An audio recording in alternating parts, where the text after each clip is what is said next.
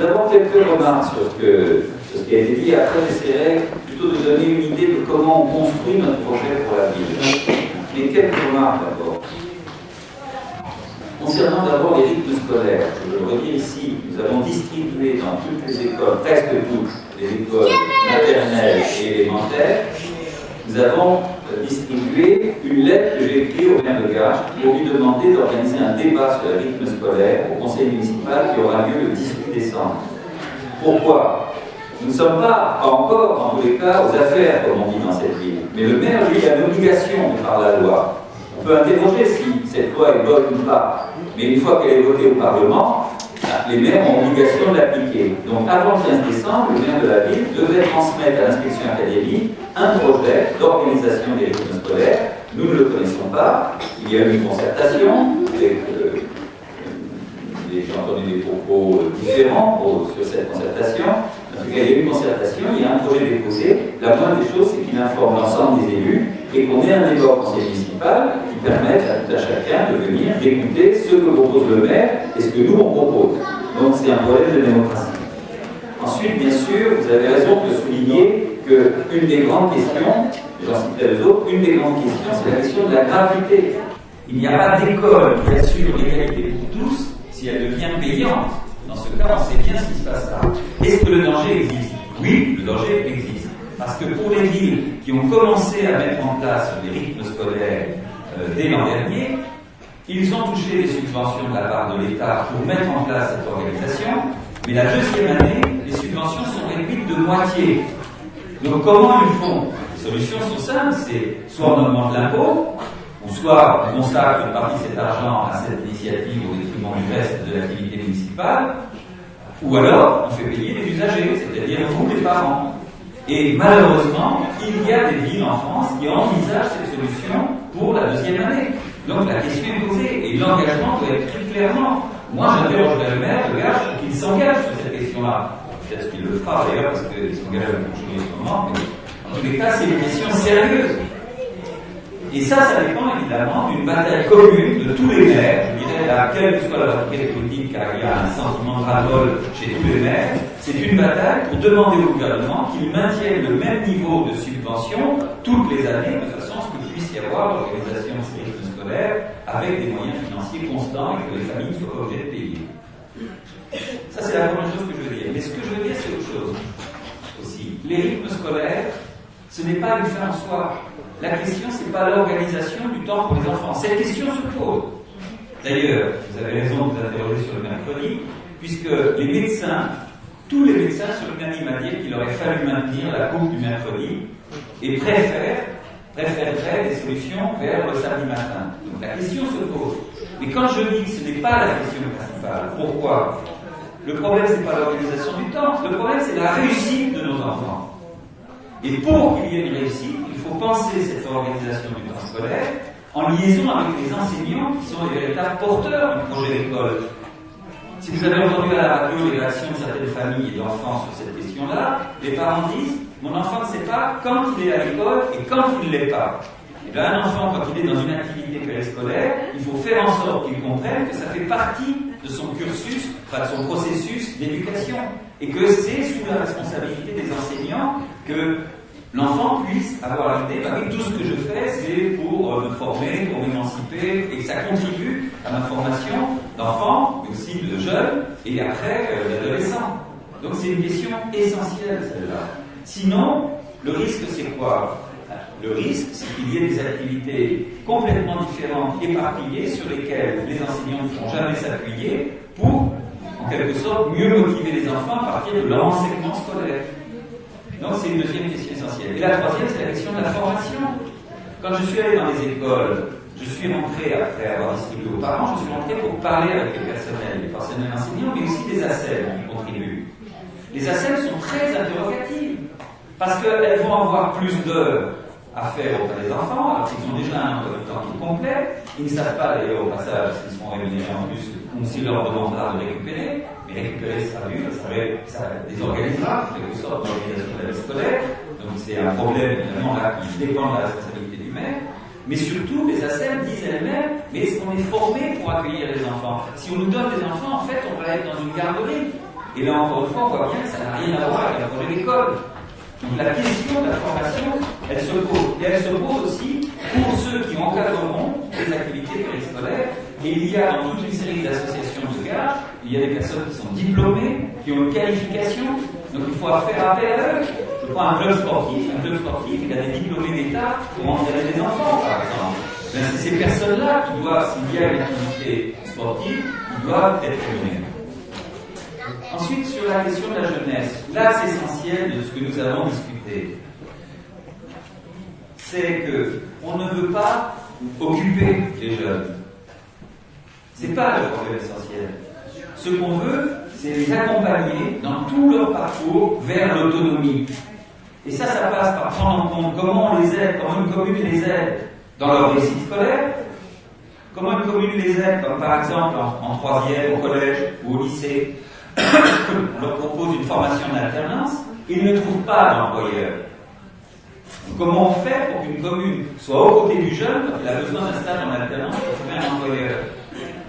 Et puis ensuite, quand il a besoin d'une formation, il doit s'adresser au PIGE, une structure municipale, ou il doit s'adresser à la maison pour l'emploi, qui est une structure qui dépend de Val-de-France, ou il doit s'adresser à la mission locale, qui est quelque chose qui dépend en partie de la région d'ailleurs, mais qui est rattaché à Pôle emploi. Et qu'est-ce qu'on leur propose à chaque fois? On leur demande, on les aide à faire un CV, on leur dit, vous ne savez pas vous présenter, donc on va vous apprendre à vous présenter, et puis on leur donne une liste et on leur dit téléphonez. Ce n'est pas vrai, ça c'est le système, excusez-moi, c'est débrouillez-vous. Une commune digne de ce nom doit être en soutien réel de ces jeunes quand ils sont dans cette difficulté. Et la première chose qu'on propose, c'est de rassembler toutes ces structures pour qu'il y ait un lieu unique qui cumule en quelque sorte les aides qui sont apportées aux jeunes. Ensuite, les lycéens, quand ils passent à l'université, ils ont besoin aussi d'être aidés dans leur parcours nouveau, où ils doivent travailler seuls. J'ai rencontré plein de jeunes qui nous ont dit qu'on n'a pas de lieu pour travailler. Souvent chez nous, là, il y a 10-15 personnes, on ne peut pas travailler dans de bonnes conditions. Donc il y a besoin d'un lieu qui s'appelle une bibliothèque, ou qui peut s'appeler autrement, où il y a de l'informatique, où il y a des livres qui correspondent à leur parcours d'études. Et bien on peut le faire. On peut le faire près de la gare. Il y a un bâtiment, vous l'avez vu, où s'est installé Humanisme, mais il y a des tas de mètres carrés de bureaux qui ne sont pas utilisés. On peut faire un lieu dédié à ces jeunes, et puisque les bibliothèques sont gérées par la France, il y a un bus qui fait un réseau entre toutes ces bibliothèques de Gare Chastel et Liévray à Angers. On peut très bien ajouter un lieu au réseau, servir en fonction des besoins de ces étudiants et les aider concrètement. Et sur l'emploi, c'est pareil, je vais y revenir. Donc, ce que je veux dire, c'est ça, c'est une mairie qui se respecte, c'est bien sûr une mairie qui va aider à ce qu'il y ait des tarifs préférentiels pour les jeunes, pour les activités culturelles que vous avez citées, pour l'accès au spectacle, etc. C'est bien sûr aider à la formation des BAFA dans les associations où il y a les BAFA. C'est bien sûr aider à passer un permis de conduire quand le passage du permis de conduire correspond à un projet professionnel, bien sûr. C'est tout cela, c'est avoir des chantiers jeunes, comme on dit. Donc tout ça, il faut le faire. Mais ça, ce n'est pas réellement respecter les jeunes. Parce qu'une commune qui respecte les jeunes, c'est une commune qui les accompagne dans tous les moments de leur vie pour accéder à l'autonomie. Pareil pour le logement, ça a été évoqué. Aujourd'hui, s'il faut établir des critères pour le logement, à Garches, puisque c'est complètement opaque, on ne sait pas, enfin si on sait bien qui attribue les logements, ça c'est clair, on ne sait pas en fonction de quels critères.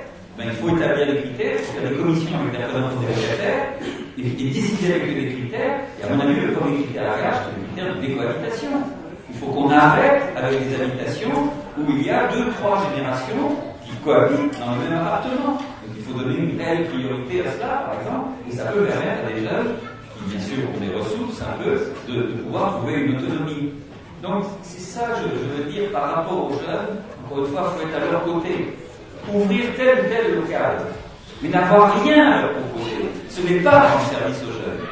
Et en plus, c'est permettre que dans ces locaux s'établisse en quelque sorte une présence qui exclut d'autres jeunes de ces locaux, et notamment les filles, comme vous l'avez, les jeunes filles, comme vous l'avez cité, qui ne se reconnaissent pas dans ces lieux-là.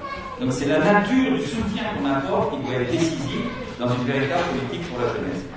Sur l'emploi, je vous ai dit par relève, ce sur quoi je veux insister, c'est que le problème auquel on est confronté, c'est qu'on a besoin de mettre fin à un paradoxe Nous sommes dans une ville où il y a plus de chômeurs qu'ailleurs, où il y a moins de gens formés qu'ailleurs, et nous sommes entourés de pôles qui créent véritablement de l'emploi, comme Roissy ou la Plaine Saint-Denis. Donc comment on travaille pour qu'un maire démarche les grandes entreprises qui créent de l'emploi, crée une fondation commune, avec des filières de formation, d'un centre de formation qui se fera sur gage, et qui fait que les définitions de ces filières de formation étant faites avec les entreprises mêmes qui créent de l'emploi, les jeunes ou les moins jeunes qui sont formés dans ce centre sont les premiers à être embauchés par ces entreprises. Et ce qui crie, bien sûr, ce qui est criant dans le monde, c'est qu'il n'y a pas de centre de formation. Il y en a à Sarcelles, il y en a à Villiers-Bège, il n'y en a pas à Gare. Il faut mettre fin à cela parce que c'est une discrimination supplémentaire, on n'a pas besoin de ça, à l'égard, bien sûr, des garçons. Je ne vais pas reprendre tout ce qui a été dit. L'atelier Vivre Ensemble a fait plein de propositions. J'ai entendu à l'applaudimètre que certaines avaient fait mouche, puisqu'elles ont été applaudies. Ce que je veux dire, c'est que sur notre site, www.rassemblernotreville.fr, nous allons mettre l'ensemble de ces propositions, et puis nous allons même, dès lundi, nous mettre au travail pour faire un petit journal de compte rendu de l'ensemble des propositions, pour les porter à la connaissance, bien sûr, des gargeois, de façon à ce qu'ils sentent bien qu'on est porteurs de véritable projet. Et permettez-moi de donner une vue un peu de ce que l'on peut faire, de comment nous construisons ce projet. Notre objectif, je l'ai dit, c'est de rassembler tout le monde, de rassembler notre ville.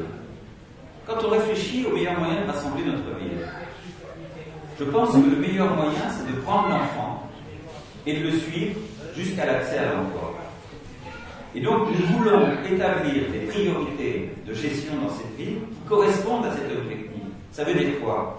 Quand une femme est enceinte aujourd'hui, si elle ne prend pas tout de suite rendez-vous dans une clinique ou dans un hôpital pour son accouchement, elle risque d'avoir plein de problèmes parce qu'il n'y a pas suffisamment de place. Et il faut qu'elle bénéficie d'un suivi médical. C'est la première chose qu'on a à mettre en place. Le maire actuellement fait une maison médicale, on verra ce qu'il en est, on verra s'il y a des médecins qui participent. Mais en tous les cas, on peut s'appuyer sur une structure comme ça, à condition bien sûr que le bienveillance soit efficace pour tout le monde. Sinon, ça n'a pas beaucoup de sens. Et première étape. Deuxième étape, l'enfant grandit, on a besoin de plus de place en crèche à Gare. Donc ça, c'est aussi un engagement qu'il faut qu'on prenne. Parce que je rencontre plein de personnes qui disent les listes d'attente sont énormes, on n'arrive pas, etc. Même s'il peut y avoir d'autres solutions pour garder les enfants. Et en tous les cas, il faut qu'on développe les places en crèche. Ensuite, il faut la réussite de l'enfant. Je ne le redis pas. C'est tout ce qu'on a dit sur les rythmes scolaires et sur les moyens qui sont nécessaires dans une ville comme Gare, notamment les moyens nationaux, pour qu'il y ait une véritable réussite des enfants. Après le collège, le lycée, comme je l'ai dit, et l'accès à l'emploi. Donc c'est ce genre de filière que l'on veut en quelque sorte développer, parce que au-delà du service qu'on rend à la personne, du service qu'on rend aux gargeois, on construit en quelque sorte une ville où tout le monde est rassemblé autour d'un objectif qui est le fait qu'on souhaite tous, je crois, que nos enfants ils puissent s'épanouir pleinement et avoir un avenir qui soit sécurisé en quelque sorte. Donc c'est le premier point. Le deuxième point, c'est la démocratie. On est quand même dans une ville où les décisions sont prises dans un bureau par un seul homme avec ses directeurs de service, et où ensuite la concertation qui est organisée, il y a des comités de quartier, j'entends ce que vous dites, c'est des comités de quartier où il y a très peu de personnes, et où le maire vient tout de suite toujours dire voilà ce que j'ai fait, je vous informe de ce que j'ai fait. Eh bien, si on veut rassembler notre ville, il faut inverser cela. Il faut décider avec les citoyens. Ça ne veut pas dire que les élus n'ont pas d'idée, ça ne veut pas dire qu'on n'a pas de programme. Mais ça veut dire qu'on veut associer la population au choix qu'on fait. Et par exemple, cette idée qu'on a avancée d'états généraux de la vie gargeoise, si on est élu, tout de suite, dans le mois qui suit, on organise ces états généraux. C'est pas pour définir le programme, puisqu'on aura présenté un programme à la population.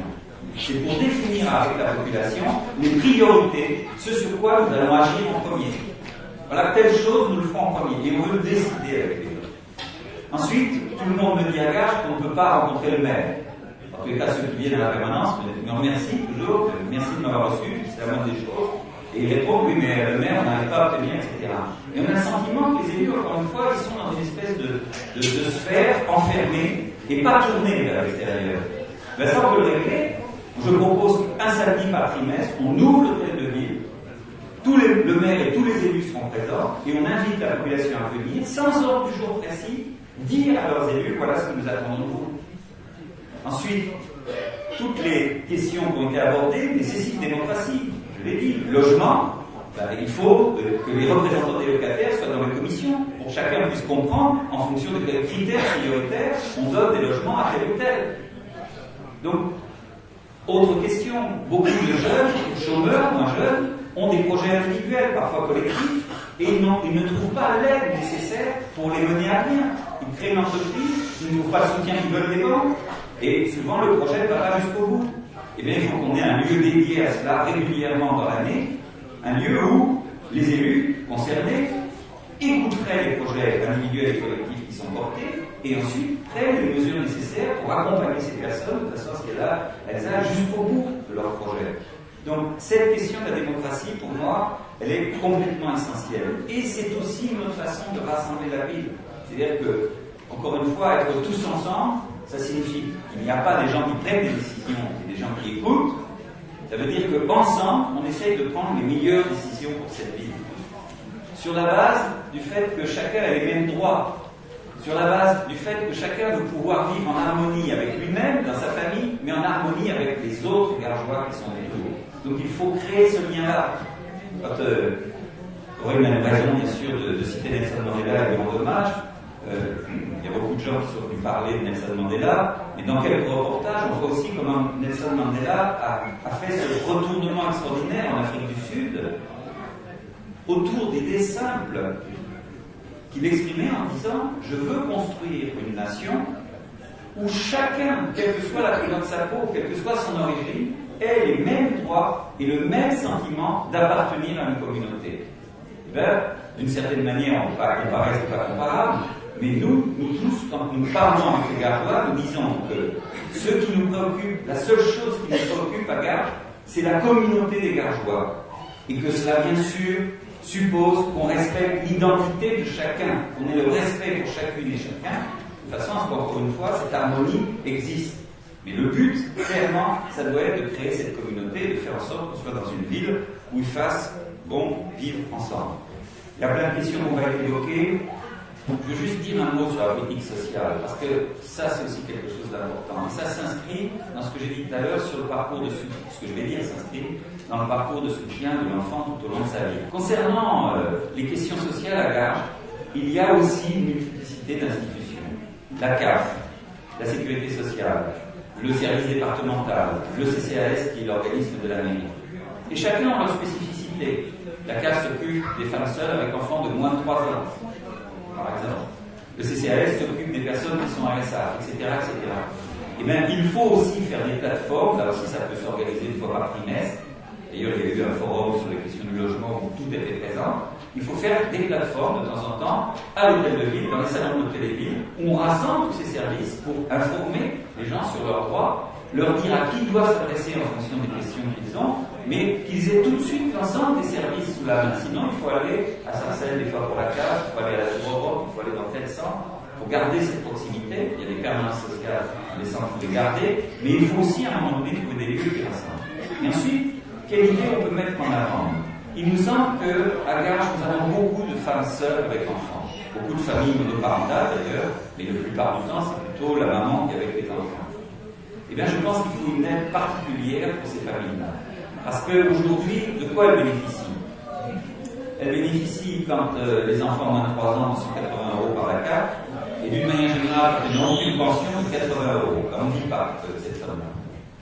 Donc je crois qu'une des mesures qui pourrait être prise, c'est, sur condition de ressources, d'avoir une allocation complémentaire décidée par la mairie qui aide ces personnes.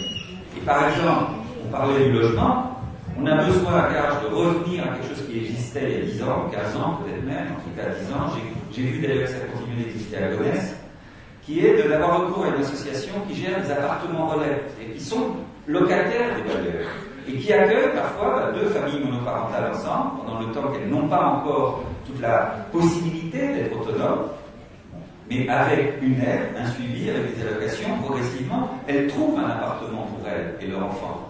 Mais il faut ce genre de structure. Je crois que ça, c'est une mesure, encore une fois, qui peut être efficace pour la diversité, encore une fois, des personnes qui sont dans notre ville. Donc, je crois qu'il faut aussi faire face à ça. Je veux vous dire quelques mots sur notre campagne. pour dire qu'on a le sentiment que ça marche bien, parce qu'on avait dit rassembler notre ville. Donc on sent beaucoup de rassemblements. Il y a énormément de personnes qui viennent vers nous quand nous sommes, vous savez, depuis 3 mois, nous sillonnons toute la ville.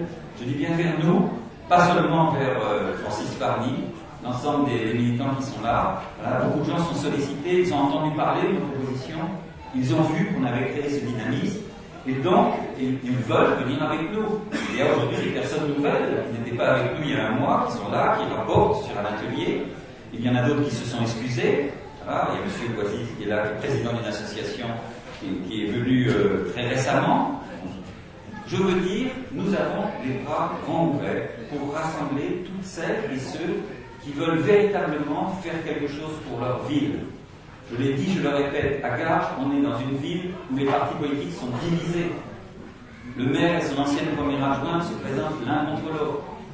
Le Parti socialiste, malheureusement, a eu un débat interne, mais il a marqué énormément de divisions et ça laisse des traces. Je vous dis, et beaucoup s'interrogent sur ce qu'ils vont faire, parce qu'au-delà des personnes, il y avait un vrai débat d'orientation, à savoir est-ce qu'on veut le rassemblement, ou bien est-ce qu'on est simplement dans la conquête d'une ville, quoi. Bon.